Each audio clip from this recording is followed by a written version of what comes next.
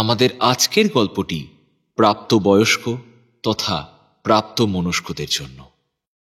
ধূমপান ও মদ্যপান স্বাস্থ্যের পক্ষে ক্ষতিকারক।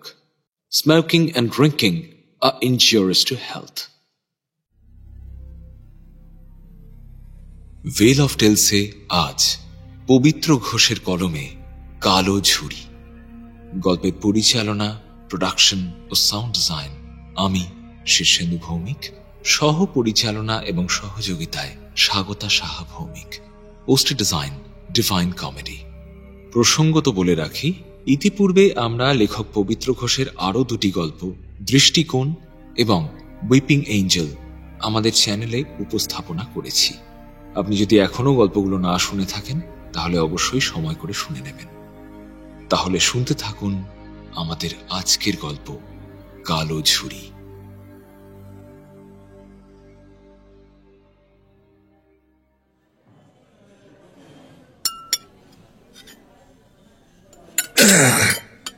আর কোনো চিন্তা নেই, এবার আমারও কপাল খুলে যাবে। কথাটা বলে আর মোড়া ভাঙল বিলাস। চন্দ্রিমা অবাক হয়ে তাকিয়ে বলল, কপাল খুলে যাবে মানে? আরে লটারি লেগেছে গো, কোটিপতি হয়ে যাব জাস্ট রাতারাতি। বিলাসের কথায় চন্দ্রিমার মাথা গরম হয়ে গেল। কিন্তু এই ভর সন্ধেবেলা ক্যাফেটেরিয়ায় ভিড় থাকে, তাই সবার সামনে নিজেকে হাস্যকর করার ইচ্ছে হলো না ওর। শান্ত গলায় চন্দ্রিমা বলল, তুমি আবার লটারি কেটেছো? চাকরি পেয়েছো আজ এই 3 বছর। এই 3 বছরে লটারি, অনলাইন জুয়া, এসবে কত টাকা উড়িয়েছো তোমার তার হিসাব আছে? হ্যাঁ। অন্যদিকে তাকিয়ে বিলাস বলে উঠল, সেই যার জন্য চুরি করি সেই বলে চোর। মানে কি বলতে চাও তুমি? আমার জন্য তুমি টাকা ওড়াও, আমি তোমাকে বলি লটারি কাটতে? আরে তুমি কেন বলবে? কিন্তু তুমি তো জানোই, বলো, আমি এসব করি বড় হওয়ার জন্য। সারা ভাগ্যটাও সাথ দিচ্ছে না। একবার একটা কোথাও লেগে গেলেই তো কেল্লা ফতে। তখন তুমিও তো রানী হয়ে থাকবে। হ্যাঁ, বড় লোকের বউ। এই শোনো, বড় লোকের বউ হওয়ার কোনো শখ নেই আমার। হ্যাঁ, তুমি যেমন আমি তেমন ভাবেই তোমাকে পেতে চাই। তুমি একটা ভালো দেখে বাড়ি ভাড়া নিয়ে বিয়েটা করে নাও না। তুমি যা মাইনে পাও তাতে আমি দিব্যি চালিয়ে দেবো। তুমি এ কথা বলছো? আর তোমার বাবা কি বলেছেন সেটা ভুলে গেলে? বলেছে তো আমার মতো ভিখারিকে বিয়ে করলে তোমাকে ত্যায্য করবে। আমাকে ভিখারি বললো? আমাকে? চন্দ্রিমা কফিতে চুমুক দিয়ে বলল, বড় লোকের মেয়ের সাথে প্রেম করলে এসব তো শুনতেই হয়। আর তাছাড়া সম্পর্কের শুরুতেই আমি তোমাকে বলে দিয়েছিলাম যে আমার বাবার কথাবার্তা একেবারেই ভালো নয়। আরে সেই জন্যই তো একবার বড়লোক হয়ে যাই, ওনাকেও বুঝিয়ে দেবো যে কত ধানে কত চাল। বড় লোক হয়ে যাই মানে? এত সহজ নাকি? আর তাছাড়া বাবা আমাকে ত্যায্য করে দিলেই বা আমি তো তোমাকেই বেছে নেব নাকি? আরে পাগলের মতো কথা বলো না তো। তোমার বাবা যা লোক, আমাকে বিয়ে করলে সত্যিই তোমাকে ত্যায্য করবে। হ্যাঁ তো করলে করবে। হ্যাঁ, আর তারপরে ওই কোটি টাকা সম্পত্তি হাতছাড়া হোক আর কি। সম্পত্তির কথা ভুলে যাও বিলাস। তোমার সাথে বিয়েটা কোনোদিনই বাবা মেনে নেবে না। বাবা আমাকে ত্যায্য করেই ছাড়বেন। আর আমিও যদি কোটিপতি হয়ে যাই তাহলে? বিলাস তুড়ি মেরে প্রশ্ন করল, তো কি করে হবে শুনি? লটারি কেটে? গালে হাত রেখে আলতো কিন্তু কঠিন স্বরে জিজ্ঞেস করল চন্দ্রিমা। লটারি নয় রে, তার চেয়েও বেশি। গুপ্তধন। গুপ্তধনের সন্ধান পেয়েছি। গুপ্তধন? কোথায়? 2 হাত টেবিলের উপর রেখে গলাটা একটু নিচু করে বিলাস বলল, কালো ঝুড়ি। কালো ঝুড়ি মানে তোমার সেই গ্রাম যেখানে তুমি বড় হয়েছো? বিলাস হ্যাঁ সূচক মাথা নাড়ল। কিন্তু আজ প্রায় 12 বছর হলো তোমরা সেই গ্রাম ছেড়ে চলে এসেছো। শুনেছি সেখানে তো তোমাদের নিজেদের বাড়িটুকুও ছিল না। তবে আরে শোনো, ডিটেলসে বলছি। আমি জানি আমি তোমাকে নিজের ছেলেবেলার কথা, গ্রামের কথা সেভাবে তো কিছুই বলিনি। জানো তো চন্দ্রিমা, আমাদের গ্রামটা ছিল বড়ই অদ্ভুত। তাই নাকি? আরে হ্যাঁ, দাঁড়াও আর একটা কফি অর্ডার করি, বেশ জমিয়ে বলবো গল্পটা। এই আরো 2 কফি। বিলাস পুনরায় মাথা সামান্য নামিয়ে নিচু গলায় বলতে আরম্ভ করল। কালো ঝুড়ি যেতে হলে তোমাকে হাওড়া থেকে ট্রেন ধরে ওই আদি সপ্তগ্রামে নামতে হবে। সেখান থেকে ভ্যান বা টোটো রিজার্ভ করে প্রায় 25-30 মিনিট গেলেই কালো ঝুড়ি পড়বে। গ্রামটা তেমন বড় নয়, ওই মেরে কেটে 40-50টা পরিবার থাকে, প্রায় অজপাড়াগা বললেই চলে। গ্রামের বাসিন্দারা তো সব এক এক করে গ্রাম ছেড়ে শহরের দিকেই চলে এসছে, কিন্তু গ্রামের মানুষদের গ্রামের প্রতি আগ্রহ না থাকলে কি হবে? বাইরের মানুষদের কালো ঝুড়ি নিয়ে খুব আগ্রহ। কিন্তু আমি তো একমাত্র তুমি ছাড়া কখনো কারোর মুখে এই কালো ঝুড়ির ব্যাপারে তেমন কিছু শুনিনি, আর তুমিও তো গ্রামের ব্যাপারে আমাকে তেমন কিছু জানাওনি। বিলাস একটু চুপ করে থেকে কি যেন ভাবল। সেই ফাঁকে বেয়ারা কফি দিয়ে গেল। বিলাস এক হাতে কফির কাপ তুলে নিয়ে বলল, আমাদের গ্রামের ব্যাপারে তুমি আগে শোনোনি, কারণ এই সুপার ন্যাচারাল ব্যাপার স্যাপার নিয়ে তোমার কোনো ইন্টারেস্টই নেই। কিন্তু যারা এই ভূত প্রেত অতিলৌকিক বিষয় নিয়ে ইন্টারনেটে ঘাটাঘাটি করে তারা অবশ্যই কালো ঝুড়ির নামটা তো জানি। মানে তোমাদের গ্রামটা ভুতুড়ে নাকি? গ্রামটা ভুতুড়ে নয়, তবে গ্রামে একটা মন্দির আছে, ওই মন্দিরটাই অভিশপ্ত। মন্দির? মন্দিরে কি ভূত টুত আছে নাকি? ভূত নয় গো, ভূত নয়, ভূতের চেয়েও ভয়ানক কিছু। কালো ঝুড়ি ছেড়ে যখন আমরা চলে আসি তখন আমার আর বয়স কত, ওই 12 বছর, তেমন কিছুই মনে নেই। তাও বলি, মন্দিরটা গ্রামের মূল এলাকার মধ্যে ছিল না, সেটা ছিল লোকালয় থেকে আরো কিছুটা দূরে একটা মরা দিঘির পারে। সবাই বলতো নাকি একটা গোটা পাহাড় কেটেই ওটা বানানো হয়েছে, কিন্তু সমতলে এরকম পাহাড় কিভাবে থাকতে পারে সেটা কেউই বলতে পারতো না। আর মন্দিরটা দেখতেও ছিল খুব অদ্ভুত। আমাদের জানাশোনা কোনো মন্দিরের আকার বা আকৃতি ছিল না, আর মন্দির তো দূরের কথা, কোনো মসজিদ বা গির্জার সাথেও সেটার কোনো মিল ছিল না। মন্দিরের সামনেটা আয়তাকার, আর পেছনে উঁচু চৌকো মতো একটা মিনার দেখা যায়। মিনারের উপরে চূড়োটা বাটির মতো।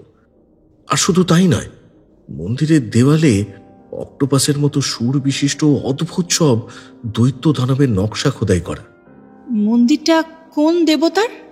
সেটা কেউ জানে না, অন্তত গ্রামের কেউ তো জানতো না।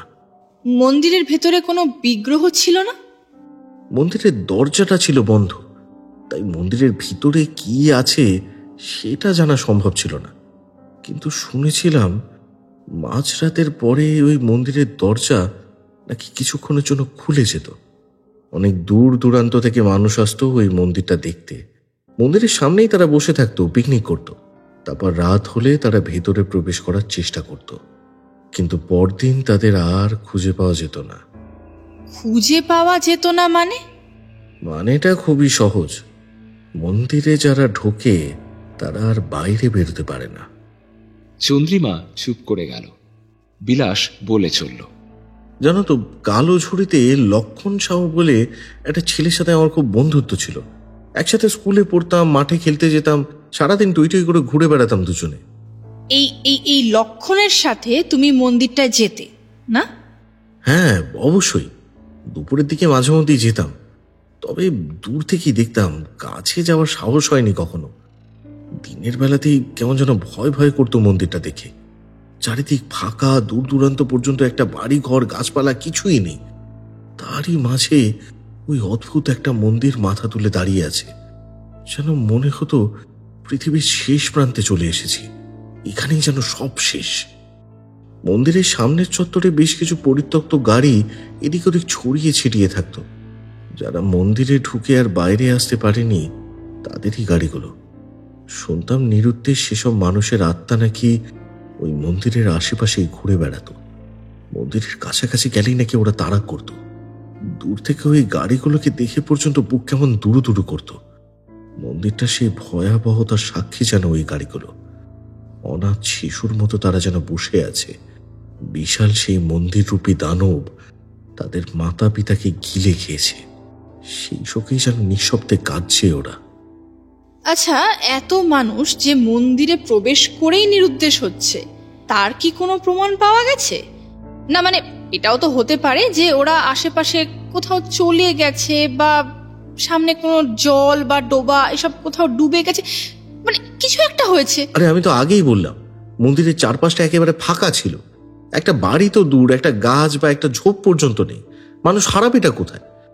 আর জলে ডুববেই বা কি করে? আশেপাশে তো কোনো পুকুর ডোবা কিছুই নেই। মন্দিরের সামনের ওই ঝিলটাও তো মজে গিয়েছে, শুধু পাক আর কাদা তার মধ্যে। কি করে সেখানে কেউ ডুববে? কিন্তু এত দূর দূর থেকে এত লোক মন্দিরের ভেতর কি দেখতে আসতো? আর মন্দিরে ঢোকার পর যে সে বের হতে পারবে না, এটা জেনেও সে কেন আসতো? কিছু তো একটা ব্যাপার আছে হে প্রিয়ে, তাহলে মানুষ কেন জীবনের বাজি নিয়ে এরকম একটা কাজ করতে আসবে বলো তো? কথায় আছে, কেউ যদি ওই মন্দিরের ভিতর থেকে একটা কিছু, মানে যা হোক একটা কিছু, ধরো একটা পাথর, একটা মাটির ঢেলা বা কিছু একটা যদি বার করে নিয়ে আসতে পারে, তাহলে সেই মানুষ অপরিসীম ঐশ্বর্যের অধিকারী হয়ে যাবে, যাকে গোদা বাংলায় বলে রাতারাতি বড় লোক। মানে ওই ওই মন্দিরের ভেতর থেকে কিছু একটা বের করে নিয়ে চলে এলেই সে বড় লোক হয়ে যাবে? সে বড় লোক নয় ম্যাডাম, একেবারে রাজা যাকে বলে। ধুর, ছাড়ো তো, যত সব গাঁজাখুরি গপ্প। আরে গাঁজাখুরি নয় গো, আমিও তোমার মতো গাঁজাখুরি ভাবতাম। মনে করতাম গ্রামের লোকজন নিজেরাই গোটা কয়েক গাড়ি নিয়ে মন্দিরের চারিদিকে রেখে ভুলভাল গল্প ছড়াচ্ছে, জায়গাটাকে টুরিস্ট স্পট বানাবে বলে। কিন্তু সেটা নয় গো, ওই মন্দিরের যে ক্ষমতা আছে সেটার প্রমাণও পাওয়া গেছে। প্রমাণ? কি প্রমাণ? আমার আমার সেই বন্ধু লক্ষণ 3 বছর আগে এসে ওই মন্দিরে ঢুকেছিল এবং বেরিয়েও এসেছিল। সে এখন তো একেবারে রাজার হালে আছে। তোমাকে এসব কে বলল? লক্ষণ নিজেই? আরে সে কি আর আমাকে পাত্তা দেবে? আমাদের গ্রামেরই অন্য একজনের সাথে কয়েক মাস আগে দেখা হয়েছিল ওই বড় বাজারে, তার কাছেই সব শুনলাম। 3 বছর আগে এক রাতে লক্ষণ নাকি আকণ্ঠ মদ গিলে কাঁধে একটা ঝোলা ব্যাগ নিয়ে মন্দিরের উদ্দেশ্যে বেরিয়ে পড়ে। গ্রামের প্রায় সকলেই তাকে বারণ করেছিল, বলাই বাহুল্য, কিন্তু সে কারোর কথা শোনেনি। সবার সামনে দিয়ে সে চলে গিয়েছিল মন্দিরের দিকে। অনেকে তার পিছুও নিয়েছিল যে সত্যি সত্যি সে মন্দিরের ভিতরে যায় কিনা সেটা দেখার জন্য। সত্যি সত্যি সে গিয়েছিল। হাট করে খোলা দরজাটা যেন তার অপেক্ষাতেই বসেছিল। লক্ষণকে মন্দিরের ভিতরে ঢুকতে দেখে গ্রামের সকলেই ফিরে আসে। সকলেই ভেবেছিল লক্ষণ হয়তো আর ফিরবে না, কিন্তু পরদিন ভোরেই লক্ষণ ফেরে। সবাই বেশ অবাকই হয়। অনেকে তাকে জিজ্ঞাসাও করে যে ভেতরে কি হলো কি না হলো, কিন্তু লক্ষণ কাউকে কিছু জানায়নি। এরপর প্রায় 3টে বছর কেটে গেছে। লক্ষণ এখন অগাধ সম্পত্তির মালিক। আর ওর বউটা রুমা আগে কিরকম ভূতের মতো দেখতে ছিল, এখন তো একেবারে অপসরা হয়ে গেছে। আমি তো রীতিমতো অবাক হয়ে তাকিয়েছিলাম ওর দিকে। কথাটা বলেই বিলাস থমকে গেল। চন্দ্রিমার চোখে মুখে একই সাথে অসন্তুষ্টি আর ক্রোধ। কয়েক মুহূর্তের নীরবতা। তারপর চন্দ্রিমা রাগী মুখ করে বলল, বাহ, বেশ, এর মধ্যে কালো ঝুড়ি গিয়ে লক্ষণের বউকেও দেখে আসা হয়েছে। ভালো। বিলাস আমতা আমতা করে বলল, আরে আরে বাবা, লোকমুখে শোনা কথায় আমার ঠিক হয় না, জানোই তো। পাড়া সেই লোকটার মুখে সব শুনে টুনে তেমন একটা বিশ্বাস হচ্ছিল না। ভাবলাম গুল মেরে চলে গেল বুঝি। তাই গত সপ্তাহে একবার গেছিলাম। গ্রামে পা দেওয়ার পরেও মনে হচ্ছিল সব মিথ্যে। কিন্তু ভাই কি বলবো, গ্রামের ঠিক মাঝখানে একটা বিরাট প্রাসাদ বানিয়ে ফেলেছে লক্ষণ। গ্রামের সবাই এখন তাকে মান্য করে। সকাল দুপুর বিকেল মানুষের লাইন লেগে আছে তার বাড়ির দরজায়। আর বছর 5 আগেও অফিসের 2জন বন্ধুর সাথে কালোঝুরি ঘুরতে গিয়েছিলাম। তখন তো একেবারে ভিখারির চেয়েও করুণ অবস্থা ছিল লক্ষণের। গায়ে জামা নেই, ছেড়ে একটা লুঙ্গি পরে। ওর বউয়েরও সেরকমই অবস্থা, মাথায় জট, গায়ে ছেঁড়া কাপড়, ছেলে উলঙ্গ। সেবার লক্ষণ আমাকে দেখে চিনতে পেরেছিল। হে হে করে আমার কাছে এসে একটা সিগারেট চাইল, দিয়েও ছিলাম, কথাও বলেছিলাম। কিন্তু এখন সে আমাকে দেখে চিনতেই পারল না। কালো রঙের মাথা খোলা একটা বিদেশি গাড়ি নিয়ে আমার সামনে দিয়ে বেরিয়ে গেল। তখনই ওর বউ আর ছেলেকে দেখলাম। মানে কি বলবো, নিজের গালে যেন চড় মারতে ইচ্ছে করছিল। একটা প্রত্যন্ত গ্রামে বিদেশি গাড়ি নিয়ে ঘুরছে, বাহ বাহ, বিরাট টাকা করে নিয়েছে তো। হ্যাঁ, আচ্ছা, ও গাড়ি নিয়ে কোথায় যাচ্ছিল? তা জানি না, সে তো আমাকে দেখেও না দেখার ভান করে চলে গেল। বুঝলাম, কিন্তু তোমার প্ল্যানটা কি? তুমি এখন কি করবে? তুমিও কি ওই মন্দিরে গিয়ে ঢুকবে নাকি? চন্দ্রিমা ভ্রু কুঁচকে জিজ্ঞেস করল। বিলাস কিছুক্ষণ চুপ করে বসে কিছু একটা ভাবল, তারপর বলল, সেদিন লক্ষণ আমাকে পাত্তা দেয়নি ঠিকই, কিন্তু আজ সকালেই সে নিজেই আমাকে ফোন করেছিল। তাই নাকি? বিলাস ধীরে ধীরে মাথা নেড়ে সম্মতি জানালো। কি বলল সে?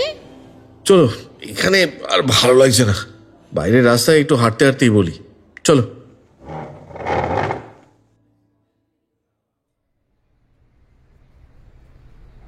ঘড়ির কাঁটা 6টার ঘর পার করেছে এই কয়েক মিনিট আগে। বিকেলের ব্যস্ত দক্ষিণ কলকাতার রেলিং দেওয়া ফুটপাথ ধরে হাঁটছিল বিলাস আর চন্দ্রিমা। রাস্তার এক পাশে ছুটন্ত সব গাড়ি আর অন্য পাশের পার্কে দুরন্ত সব বাচ্চা। তাদের দিকে দেখতে দেখতেই বিলাস বলল, সকালে এমনি অফিসে বেরোনোর তাড়া থাকে, তাই খুব ক্লোজ কেউ না হলে ফোনটা ধরি না। যখন স্নান করছিলাম তখনই শুনতে পাই যে বিছানার উপরে ফোনটা বাজছে। ঘরে এসে দেখলাম একটা আননোন নাম্বার। ট্রু কলারে দেখাচ্ছে লক্ষণ। বেশ অবাক হলাম জানো তো। অবশ্য তখনই ফোনটা করিনি, অফিসে যাওয়ার পথে ক্যাবে বসেই ফোনটা করি। ছোটবেলায় যে গুছিয়ে কথা পর্যন্ত বলতে পারতো না, তার বেশ মার্জিত আর শিক্ষিত গলায় হ্যালো শুনে বেশ চমকে উঠেছিলাম জানো। আমি আমতা আমতা করে বললাম, কে, লক্ষণ নাকি? হ্যাঁ, চিনেছিস তাহলে? তোকে আমি আবার কবে চিনতে অস্বীকার করলাম? হ্যাঁ, তুই তো ভাই। হ্যাঁ, সেদিন আমাকে দেখেও না দেখার ভান করে চলে গেলি। খারাপ লেগেছে বুঝি? আচ্ছা বেশ, পরশু শনিবার সকালে ট্রেন ধরে দুপুর দুপুর কালোঝুরি চলে আয়। আমার বাড়ি তো নিমন্ত্রণ। বাবা, ডাইরেক্ট নিমন্ত্রণ? কি ব্যাপার? কিছুই না, ভাই কি ভাইকে ইনভাইট করতে পারে না? এ ভাই, তুই ইংরেজি কোথায় শিখলি? কি ইংরেজি আবার কোথায়? বাংলাতেই তো বলে যাচ্ছি তখন থেকে। আরে না না, এই যে ইনভাইট কথাটা বললি, তারপরে হ্যালো বললি, মানে হ্যাঁ, এইসব কি যে ইংরেজি সবাই জানে, তার জন্য গ্র্যাজুয়েশন করতে হয় না অবশ্যই। তবে এই কয়েক বছর আগেও তো তোকে দেখেছিলাম, তখন তোর যা অবস্থা ছিল, ঠিক করে কথাই তো। হ্যাঁ, তা তো বটেই। কয়েক বছর আগে যা ছিলাম সেই রকমই চিরকাল থাকবো, এটাই তুই ভেবে আসছিস? আরে না না, তুই তুই ভাই তুই ভাই ভুল বুঝছিস আমাকে। আচ্ছা বেশ, ভুলই বুঝলাম। তুই আমার বাড়ি এসে ঠিকটা বুঝিয়ে দিয়ে যাস। শালা অনেকদিন জমিয়ে মাল খাইনি রে ভাই। লক্ষণের কথা শুনে আমি হেসেই ফেলি, কিন্তু আমার মনে পড়লো আসছে শনিবার আমার অফিসে একটা গুরুত্বপূর্ণ মিটিং আছে। আমি একটু ভেবে লক্ষণকে বললাম, এই কিন্তু ভাই, আমার তো শনিবার খুব জরুরি একটা কাজ আছে রে, মানে অফিসে তো। কি এত অফিস অফিস করছিস? ক পয়সা মায়না পাস? চুপচাপ আমার বাড়ি চলে আয়। দেখেই তো গেলি আমার হাল হকিকত। ইচ্ছে হয়নি? নিজের অবস্থাটাও এরকম করতে ইচ্ছে হয়নি? এই সময় গাড়িটা প্রবল একটা ঝাঁকুনি দিল। আমি চুপ করে আছি দেখি লক্ষণ বলল, কিরে, চুপ করে গেলি কেন? না না, মানে ওই গাড়িটা একটু ঝাঁকুনি দিল। ধুর, আর কত পাবলিক ট্রান্সপোর্টে চড়বি? 9টা-6টার ধাক্কা। চলে আয় চলে আয়। অফিসে বল গ্রামের বাড়িতে মেজো কাকা পটল তুলেছে, যেতেই হবে, এই বলে চলে আয়। অদ্ভুত মাল তুই। বন্ধু নিজে বড়লোক হওয়ার পর তোকেও বড়লোক হওয়ার রাস্তা বলে দিচ্ছে, আর তুই কি না। একটা সত্যি কথা বলবো লক্ষণ, এই কয়েক মাস আগে আমাদের গ্রামের দামোদর কাকার সাথে দেখা হয়েছিল। তার মুখেই আমি তোর এখনকার এই এত বিত্ত ঐশ্বর্যের কথা শুনি। সেই সব শুনেই আমি কালোঝুরি গিয়েছিলাম তোর অবস্থা দেখার জন্য। আচ্ছা বুঝলাম। হ্যাঁ, আমি এটাও শুনলাম তুই নাকি এক রাতে মদ টদ খেয়ে ওই মন্দিরটায় ঢুকেছিলি। সবাই তো ভেবেছিল তুই নাকি ফিরবি না, কিন্তু তুই বেরিয়ে এসেছিস, আর তারপর থেকেই নাকি। মদ খেয়েছি কে বললো? ওই মাথা মোটা দামোদর? ধুর শালা, না না, মদ খাইনি। হ্যাঁ একটু, যাই হোক।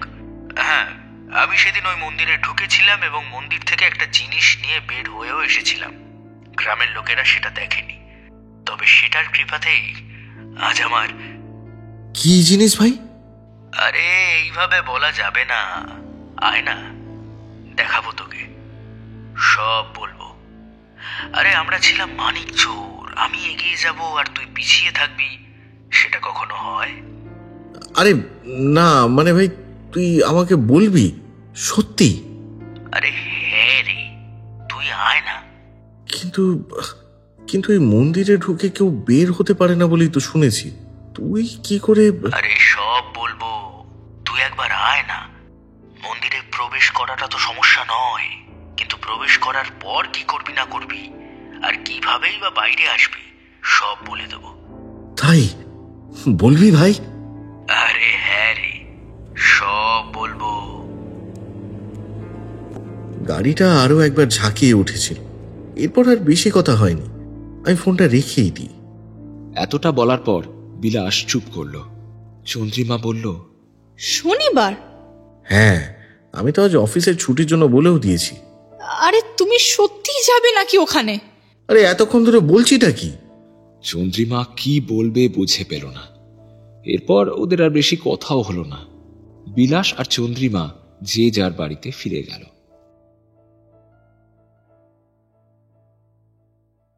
শনিবার ছুটি নিচ্ছে বলে শুক্রবারটা বিলাস অফিসে অনেক রাত পর্যন্ত কাজ করল। চন্দ্রিমার সাথে সেদিন আর দেখা হলো না। ও মেসেজ পাঠিয়েছিল বেশ কয়েকটা, কিন্তু বিলাস দেখেনি। কাজে ব্যস্ত থাকলে ও ফোনের দিকে তাকায়ও না। সন্ধ্যের দিকে চন্দ্রিমা একবার ফোনও করেছিল, কিন্তু বিলাস অল্প কিছুক্ষণ কথা বলে রেখে দেয়। রাত্রে বাড়ি ফেরার পর বিলাসের ফোন আবারও বেজে উঠল। বিলাস ভেবেছিল হয়তো লক্ষণ ফোন করছে, কিন্তু চন্দ্রিমা ফোন করছে দেখে ওর মনে পড়ল আজ সারাদিনে ওর একটাও মেসেজ দেখা হয়নি।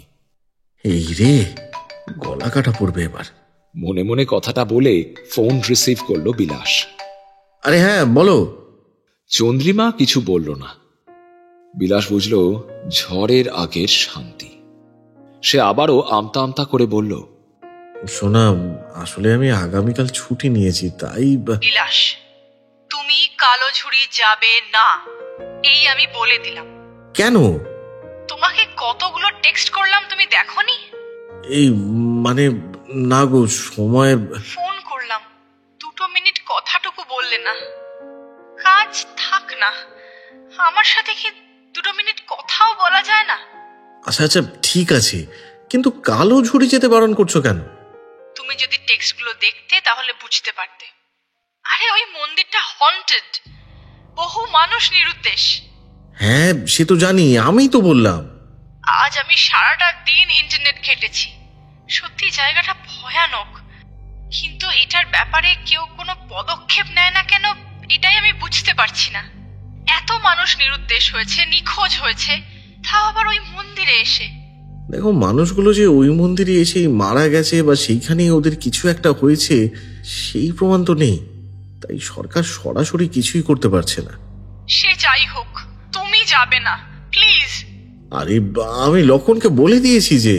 আরে বাবা, তুমি বলে দাও তুমি যাবে না। তোমার দরকার নেই বড়লোক হওয়ার। তুমি তো কিছু কম মায়না পাও না বিলাস। আমি নিজেও চাকরি করি, আর তাছাড়া তোমার বাবার পেনশনও আছে। আমাদের বিয়ে হলে সংসারটা ঠিক চলে যাবে। অতিরিক্ত টাকার কোনো দরকার আছে কি, তুমি বলো? টাকার ব্যাপার নয় চন্দ্রিমা, এটা স্ট্যাটাস আর সম্মানের ব্যাপার। তোমার বাবার খুব অহংকার, ওনাকে দেখাতেই হবে যে। আরে আরে তাই বলে তুমি একটা এরকম ঝুঁকিপূর্ণ কাজ করবে? আরে ঝুঁকি কোথায়? লক্ষণ তো বললো খুব সহজ একটা উপায় আছে, ও বলে দেবে। তোমার এই বন্ধুটাকে আমার একটুও বিশ্বাস হচ্ছে না। কিছু একটা বদ মতলবে তোমাকে ডাকছে ও। আচ্ছা আচ্ছা বেশ বেশ, আমি গিয়ে আগে ওর সাথে কথা বলি। যদি বুঝি যে মতলব ভালো নয় তাহলে ফিরে আসবো, সিম্পল। আরে তুমি বুঝছো না, ও কি তোমাকে সোজাসুজি কিছু বলবে?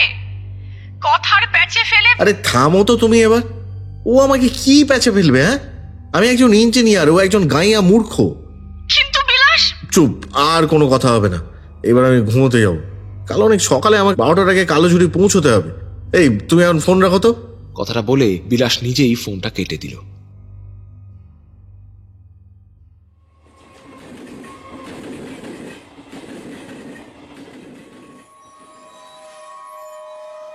শনিবার সকাল 9টার মধ্যে বেরিয়ে দুপুর 12টার মধ্যে বর্ধমান নামল বিলাস।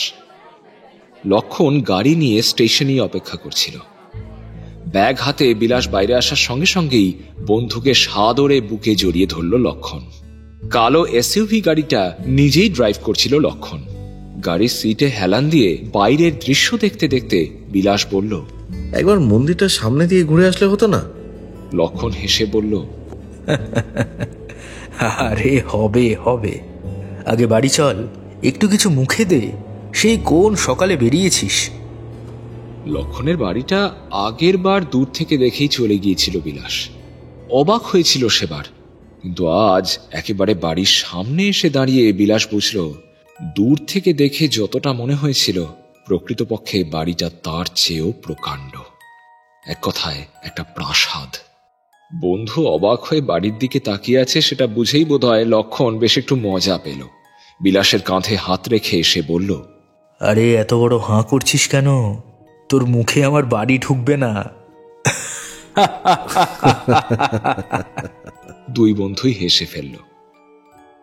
খেতে বসে আরো একটা ব্যাপার টের পেল বিলাস। লক্ষণের স্ত্রীকেও আগের বার এক ঝলক দেখে যতটা সুন্দর বলে মনে হয়েছিল, এখন কাছ থেকে তাকে অন্তত যেন 10 গুণ বেশি আকর্ষণীয় বলে মনে হচ্ছে। লক্ষণ আর বিলাসকে খাবার পরিবেশন করছিল সেই রমণী। স্বামীর বন্ধু তার দিক থেকে চোখ সরাতে পারছে না বুঝতে পেরে সেও বুঝি মজা পাচ্ছে। মাঝে মাঝে আর চোখে তাকিয়ে মুচকি হাসছে। স্ত্রী আর বন্ধুর মধ্যেকার দৃষ্টি বিনিময়ের ব্যাপারটা বোধহয় লক্ষণও খেয়াল করেছে। সে একটু গলা খাঁকারি দিয়ে বলে উঠল, রুমা, তুমি আপাতত যাও, আমাদের যা লাগবে আমরা নিয়ে নেব। রুমা লজ্জায় মাথা নিচু করে চলে গেল। বিলাসও লজ্জা পেল যথেষ্ট। সে আমতা আমতা করে বলল, ভাই, কিছু মনে করিস না প্লিজ। বৌদিকে দেখে একটা কথা মনে পড়ে গেল, তাই। আরে ঠিক আছে, সুন্দর বস্তুর দিকে মানুষজন তাকিয়ে থাকে, এতে আমি কিছু মনে করি না। আরে না না না, আগের বার মানে সেই যেবার তুই আমার কাছে সিগারেট চাইলি এসে, তখন মানে মন্দিরে তখনও তো যাওয়া হয়নি। হ্যাঁ, ভিখারি ছিলাম যখন। থালায় খাসির মাংস নিতে নিতে বলল লক্ষণ। হ্যাঁ ওই আর কি, কিন্তু তখন তো তোর সাথে বৌদিকে দেখিয়েছিলাম, মানে। তখন এরকম দেখতে ছিল না? না না, এই রকমই ছিল, কিন্তু কিন্তু কি একটা ব্যাপার আমি কিছুতেই মনে করতে পারছি না। অত মনে করে লাভ নেই, আমার বউকে নিয়ে বেশি ভাবলে ওদিকে চন্দ্রিমা তোর 12টা বাজাবে। চোখ মেরে বলল লক্ষণ। অবাক হয়ে বিলাস জিজ্ঞেস করল, এই তুই চন্দ্রিমাকে চিনিস নাকি? লক্ষণ চোখ সরু করে বলল, তুই আমার খবর রাখবি আর আমি তোর খবর রাখবো না, তা কি করে হয়? বিলাস অবাক হয়ে তাকিয়ে রইল বন্ধুর দিকে। কি বলবে বুঝে উঠতে পারল না। লক্ষণ খাওয়ার পর বিলাসকে নিজের অট্টালিকা ঘুরিয়ে ফিরিয়ে দেখাতে লাগলো। বাড়ি ভর্তি কাজের লোক, বেশিরভাগই অবশ্য মহিলা, সুন্দরী মহিলা। বিলাসের ইচ্ছে করছিল বন্ধুকে জিজ্ঞেস করে, এত সুন্দরী মেয়ে কোথায় পেলি ভাই?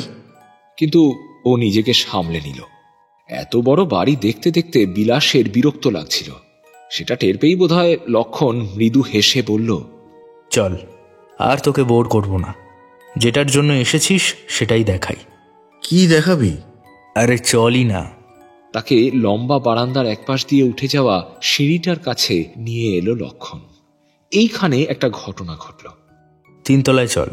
কথাটা বলার সঙ্গে সঙ্গেই লক্ষণের ফোন বেজে উঠল। ফোন হাতে নিয়ে লক্ষণ একটু দূরে সরে গেল। বিলাস নিজের জায়গাতেই দাঁড়িয়েছিল। বিরাট বারান্দার একেবারে অন্য প্রান্তে চলে গিয়েছিল লক্ষণ। স্বর নিচু করে এসে কথা বলছে কারোর সাথে, গুরুত্বপূর্ণ বিষয় নিশ্চয়ই। বন্ধুকে কিছুক্ষণ দেখে নিয়ে বিলাস সিঁড়ির দিকে মুখ ফেরালো, আর সঙ্গে সঙ্গেই ওর সারা শরীরে যেন আতঙ্কের একটা বিদ্যুৎ খেলে গেল। কে কে কে তুমি? কথাটা প্রায় চিৎকার করে বলে উঠে কয়েক পা পিছনে ছিটকে সরে এলো বিলাস। বিভৎস একটা চেহারা হঠাৎ করেই সিঁড়ির সামনে চলে এসেছে। কখন এসেছে সেটা বিলাস খেয়াল করেনি। ও যখন লক্ষণের দিকে তাকিয়েছিল বোধহয় তখনই এসেছে। কিন্তু এ কে? এ কি মানুষ না অন্য কিছু? লক্ষণ এবার ধমক দিতে দিতে বারান্দার অন্য প্রান্ত থেকে ছুটে এলো। আরে এই এই তুমি কি করছো এখানে? যাও যাও। লক্ষণের বজ্রঘন কণ্ঠে করাল সেই অবয়ব তাড়াতাড়ি বারান্দার অন্যদিকে ছুটে চলে গেল। ঘটনার আকস্মিকতায় প্রথম দিকে কিছু না বুঝে উঠতে পারলেও এখন বিলাস বুঝেছে যে ও যাকে দেখে ভয় পেয়েছে তিনি আসলে একজন মহিলা, কিন্তু তার শরীরের চামড়া বিভৎসভাবে পুড়ে গেছে। ও আমাদের গ্রামেই থাকে, একটা দুর্ঘটনায় এভাবে পুড়ে গেছে। আমাদের বাড়িতে টুকটাক কাজ করে, রেখে দিয়েছি। ও আচ্ছা আচ্ছা, শুকনো গলায় বলল বিলাস। আসলে হঠাৎ করে চলে এসেছো তো, তাই আর কি।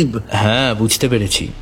ওরকমই মানুষ, ও বোঝে মানুষ ওকে ভয় পায়, তাই বোধ হয় বাড়িতে লোকজন এলে এরকম করে মাঝে মধ্যেই। দেখছি ব্যাপারটা। আরে ঠিক আছে ঠিক আছে, বাদ দে তো, বেচারি ট্রমাটাইজ, তাছাড়া কিছুই তো করেনি, এসে দাঁড়িয়ে ছিল শুধু। ঠিক আছে, সে পরে হবে, তুই চ আমার সাথে। এই বলে বিলাসের হাত ধরে একেবারে 3 তলায় নিয়ে এলো লক্ষণ।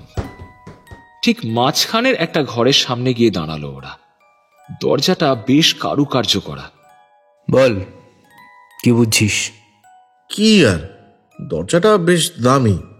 ব্যাস, আর কিছু নয়? আর কি? আচ্ছা, আয় ভেতরে।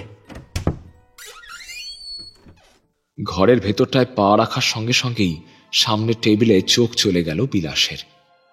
প্রাসাদোপম এই বাড়ির একেবারে ওপর তলায় এরকম একটা কিছু থাকবে সেটা কিন্তু বিলাস আগে ভাবেনি।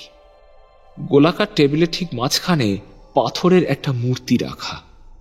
এরকম অদ্ভুত মূর্তি বিলাস এর আগে কখনো দেখেনি।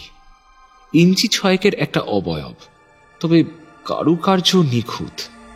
পাথরের মূর্তি, শরীরটা মানুষের হলেও তার পিঠে বাদুরের মতো ডানা দুদিকে বিস্তৃত। মাথাটা একটা নড় করটি, আর চুলের জায়গায় অজস্র অক্টোপাসের মতো সুর বেরিয়ে ছড়িয়ে পড়েছে চারিদিকে। মূল মূর্তিটাকে ঘিরে রয়েছে অসংখ্য নারী মূর্তি। নিপুণ হস্তে খোদাই করা নারী মূর্তির প্রত্যেকটাই অসামান্য রূপসী। কদাকার মধ্যমণি তার 8টি হাত রেখেছেন সেই সমস্ত রমণীদের কারো কাঁধে, কারো মাথায়, কারো বা গোপনাঙ্গে। বিলাসের গা গুলিয়ে উঠল। মুখ বিকৃত করে সে জিজ্ঞেস করল, কে রে? এইরকম মূর্তি কোথায় পেলি? লক্ষণ হেসে বলল, আমার বউও প্রথমটায় তোর মতো করছিল এনাকে দেখে, কিন্তু ভাই এনাকে তো হেলা ফেলা করা চলে না। কে ইনি? নিকারা, অর্থ এবং সমৃদ্ধির এক আদিম দেবতা। নিকারা দেবতা? কোন ধর্মের? ধর্ম নেই ভাই, যে এনাকে মানবে ইনি তার। আচ্ছা, আরে এনার দয়াতেই তো আজ আমার এত কিছু। আমাদের এই গ্রামের মন্দির সে তো এনারই। আর সেই রাতে আমি মন্দিরে ঢুকে এই মূর্তিটাই সঙ্গে করে নিয়ে এসেছি। তাই নাকি? আর নয় তো বলছি কি, প্রণাম কর, ইনি তোরও ভাগ্য খুলে দেবে। বিলাস একবার শুধু লক্ষণের দিকে তাকালো। একবার ওর মনে হলো 2 হাত জোর করে মূর্তিটার সামনে বসে পড়বে, কিন্তু হঠাৎ মনে হলো লক্ষণ হয়তো ওর সঙ্গে মশকরা করছে। ভুজুং ভাজুং দিয়ে একটা গল্প বানিয়ে এই কিম্ভূত কিমাকার মূর্তিকে প্রণাম করিয়ে নিতে চাইছে। প্রণাম করতেই পারি, কিন্তু তুই কিভাবে ওই মন্দিরে প্রবেশ করলি সেটা আগে বলতো। চল আমার ঘরে চল, দুপাত তোর খেতে খেতে সব বলছি। আর কে কে থাকে এই বাড়িতে? মানে শুধু তুই, বৌদি আর তোর ছেলে? গদি মোড়া চেয়ারে বসতে বসতে বলল বিলাস। হ্যাঁ, ওই আমরা কজন থাকি। গ্লাস আর বোতল নিয়ে বিলাসের উল্টো দিকে বসতে বসতে বলল লক্ষণ। ছেলে কোথায় তোর? দেখলাম না তো। এখন তো মনে হয় প্রায় বছর 5 হয়ে গেছে না? আছে ওর মায়ের কাছে। এই নে। সোনালি পানিয়ে অর্ধেক ভরা একটা মোটা কাঁচের গ্লাস লক্ষণ এগিয়ে দিল বিলাসের দিকে। হেসে বলল, চিয়ার্স ভাই। ঘড়ির কাঁটা তখন 3:15 ছুঁই ছুঁই। বিকেলের রোদ বারান্দায় এসে পড়েছে। সেদিকে একবার দেখে নিয়ে লক্ষণ কথা শুরু করল। আজ থেকে প্রায় বছর 3 আগে, মানে সেই তোর কাছে সিগারেট চাইতে গেলাম যেবার, তখন তো আমার অবস্থা আর কি বলবো। একবেলা জুটতো, একবেলা জুটতো না। বেশিরভাগ রাতটাই জল খেয়ে কাটাতে হতো। ছেলেটাও রাতের বেলা খিদের জ্বালায় চিৎকার করত। বিরক্ত হতাম, মনে হতো বাড়ির বাইরে বেরিয়ে যাই, মনে হতো মন্দিরটার ভেতর ঢোকার চেষ্টা করি। প্রতি রাতেই তো দরজা খোলে, গিয়ে পড়লেই তো হয়, যদি বেঁচে ফিরি তো ভালো, আর না হলে তো মরেই যাব। প্রতি রাতেই এসব ভাবতাম, কিন্তু সাহসে কুলিয়ে উঠতে পারতাম না। এক রাতে ছেলের জ্বর এসেছে, এত চিৎকার করছে, এত চিৎকার করছে, আমার আর সহ্য হলো না। ঘর থেকে বেরিয়ে পড়েছিলাম সেই রাতেই, পূর্ণিমার একদিন আগে। চারদিকে বেশ চাঁদের আলো, সবকিছু পরিষ্কার দেখা যায়। সামন্তদের বিরাট পুকুরটা মনে আছে?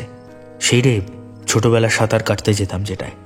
আগে তো পাঁচিল ঘেরা বাগান ছিল একটা, বাগানের মাঝে ছিল পুকুরটা। সামন্তরা বাড়ি বিক্রি করে চলে যাবার পর সেই পাঁচিল ভাঙা পড়ল, বাগানের কাঠ সব বিক্রি হয়ে গেল, কিন্তু পুকুরটা রয়ে গেল।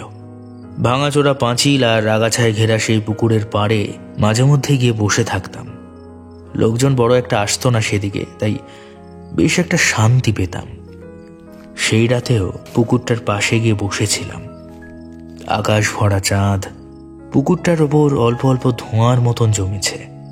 ভুতুড়ে পরিবেশ, মাথা নিচু করে বসেছিলাম। ঘুম ঘুম পাচ্ছিল, ভাবলাম সেখানেই শুয়ে রাতটা কাটিয়ে দিই। চোখটা জুড়েও এসেছিল, এমন সময় একটা ডাক শুনে ঘুমের ঘোর কেটে গেল। এই কে রে তুই? গম্ভীর গলার স্বর। চমকে দুপাশে তাকালাম। পিছনে তাকা। মৃদু ধমকের সুরে আদেশ এলো। পিছনে ফিরে দেখলাম চন্দর মল্লিক।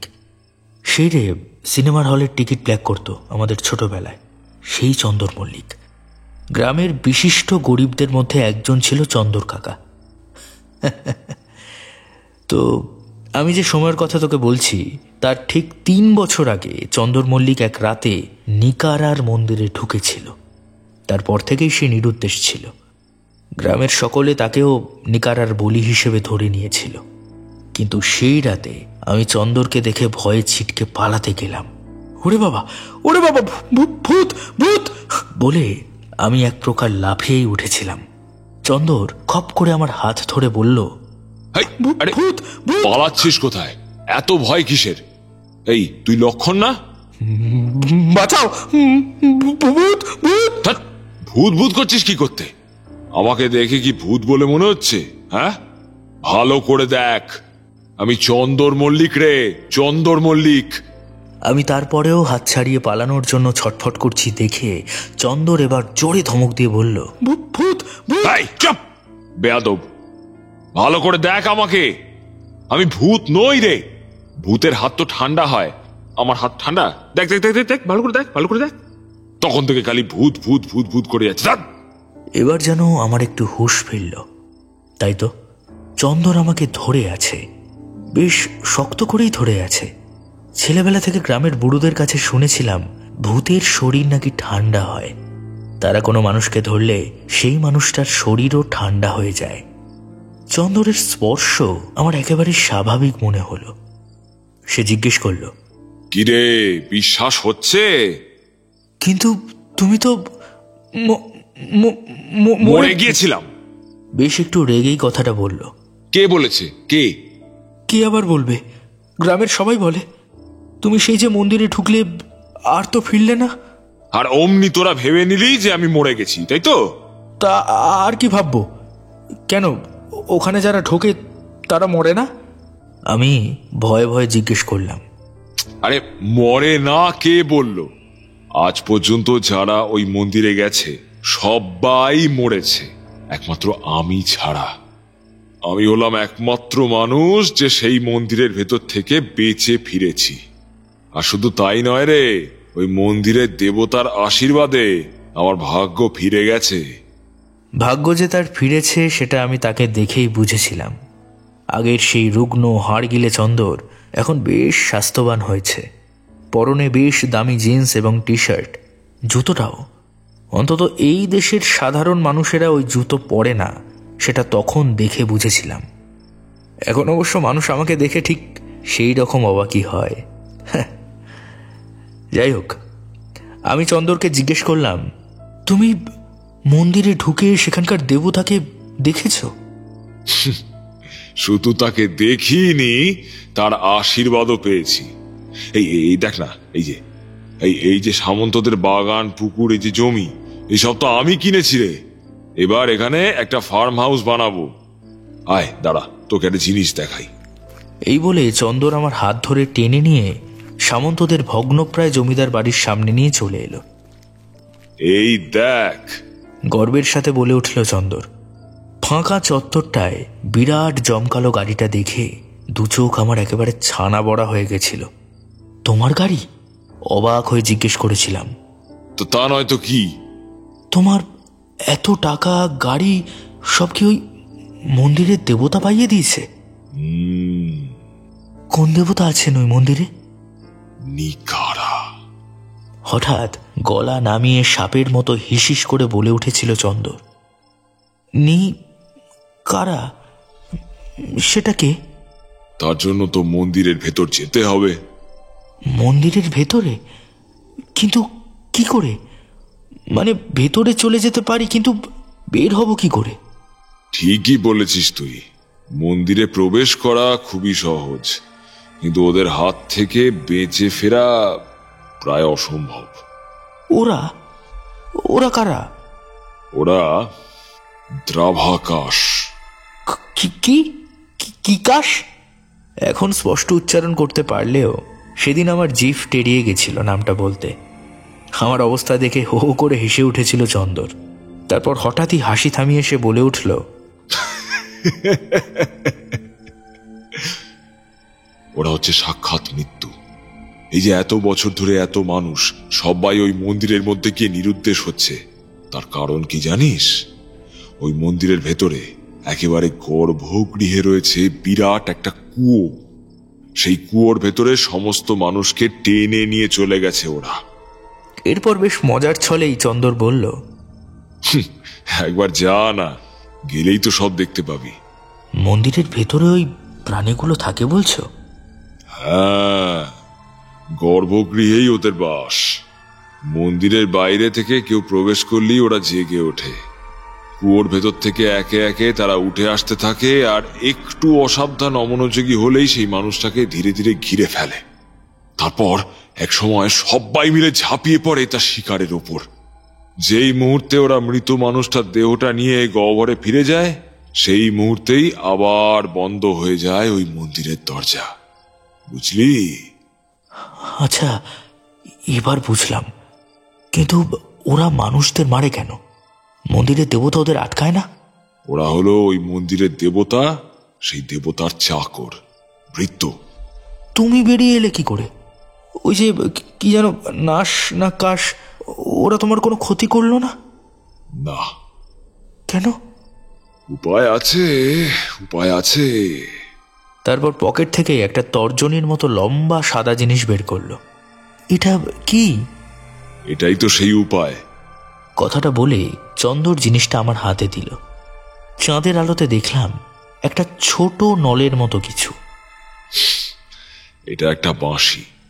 এর নাম যাকে যাক, ছাড়, তোর সেসব জেনে লাভ নেই। মোট কথা হলো, মন্দিরে প্রবেশ করার পর যখন ওই দ্রাভাকাশদের দল আক্রমণ করবে, তখন এই বাঁশিটা বাজাতে হবে। শব্দ শুনেই শয়তানের দল নিমেষের মধ্যে মিলিয়ে যাবে, আর মন্দিরের দরজাও নিজে থেকেই খুলে যাবে। জিনিসটা হাতে নিয়ে আমি একবার চন্দরের দিকে বোকার মতো তাকিয়ে রইলাম। আরে তাকিয়ে তাকিয়ে দেখছিস কি? যা যা, রাত এখন অনেক বাকি। মন্দিরের দরজা আজ তোর জন্যই খুলবে। এরকম সুযোগ আর কিন্তু পাবি না লক্ষণ। হ্যাঁ, আর পাবি না। এই পর্যন্ত বলে লক্ষণ চুপ করে গেল। বিলাস খানিক অধৈর্য হয়ে জিজ্ঞেস করল, তারপর তারপর কি হলো? তারপর ওই যা হবার তাই হলো। তুই সেই রাত্রে মন্দিরে প্রবেশ করলি? লক্ষণ মাথা নেড়ে হ্যাঁ জানালো। ওই দ্রাভাকাশের দল ওরা বেরিয়ে এসেছিল? আরে চুপ করে গেলে কেন? মন্দিরের ভেতরে ঢোকার পর কি হলো সেটা বল। একটু হেসে লক্ষণ বুক পকেট থেকে একটা জিনিস বার করে বলল, মন্দিরে ঢোকার পর কি হলো না হলো সেটা আমার মুখ থেকে না শুনে নিজে গিয়ে দেখে নে। বিলাস দেখল লক্ষণের হাতে ইঞ্চি তিনেক লম্বা ছোট্ট একটা জিনিস। সেটার রং সাদা, আকারে সেটা অনেকটা নলের মতন, সম্ভবত কোনো প্রাণীর হাড় দিয়ে তৈরি জিনিসটা, মানুষের হাড়। বিলাস বলল, এই সেই বাঁশি? লক্ষণ সম্মতি সূচক মাথা নাড়ল। সত্যি কাজ হয় এটা? সেটা নিজে যাচাই করে নে। বিলাস কিছুক্ষণ চুপ করে বসে রইল। লক্ষণ বলল, কি ভাই, সাহস হচ্ছে না? না না, সাহসের কথা নয়, আমার মনে একটা প্রশ্ন জাগছে। কি প্রশ্ন শুনি? তুই আমাকেই কেন এটা দিচ্ছিস? না মানে, আমি সেই মন্দিরে প্রবেশ করে সফলভাবে বেরিয়ে আসলে তোর কি লাভ? কিছু মনে করিস না ভাই, এই গ্রামে তো আরো অনেক মানুষ আছে। কই আর কাউকে তুই এই গোপন রহস্যের কথা বলেছিস বলে তো মনে হয় না। লক্ষণ হেসে বলল, রহস্যের কথা বলতে আমার কোনো সমস্যা নেই, কিন্তু আমার কাছে আজ পর্যন্ত কেউ জানতে চায়নি। তুই খোঁজ খবর পেয়ে এত দূর থেকে এসেছিস আমার কাছে, চন্দ্রিমাকে ক্যাফেতে বসে কথা দিয়েছিস যে ভাগ্য ফিরবে তোর। বিলাস অবাক হয়ে বলে উঠল, তুই এটাও জেনে গিয়েছিস? লক্ষণ এবারে হো হো করে হেসে উঠল। তারপর ঘড়ি দেখে বলল,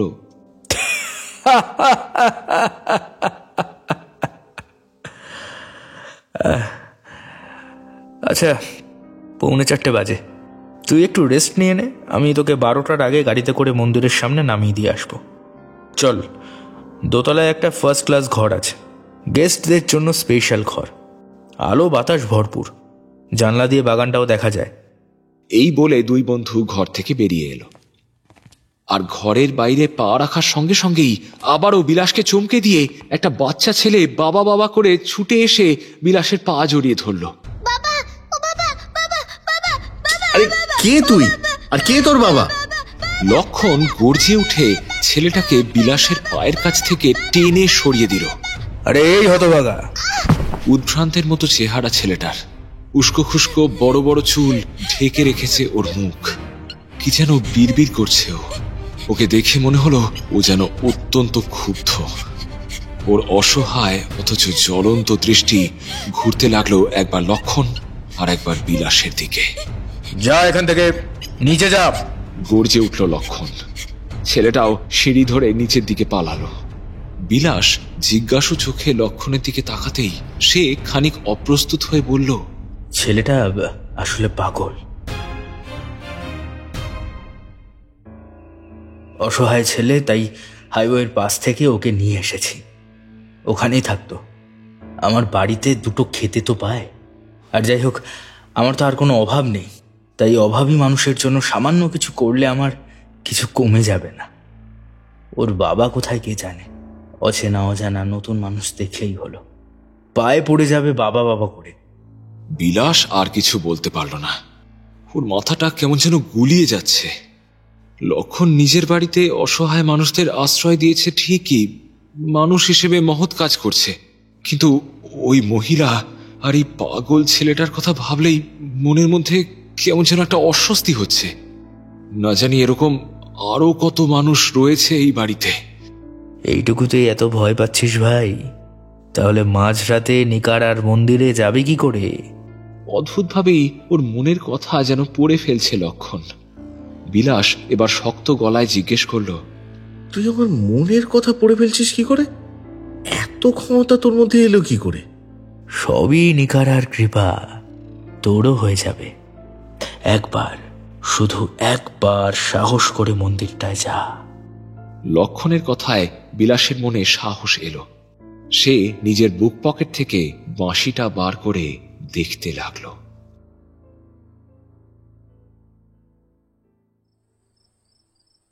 ঘড়ির কাঁটা বলছে 12টা বাজতে আর মাত্র 10 মিনিট।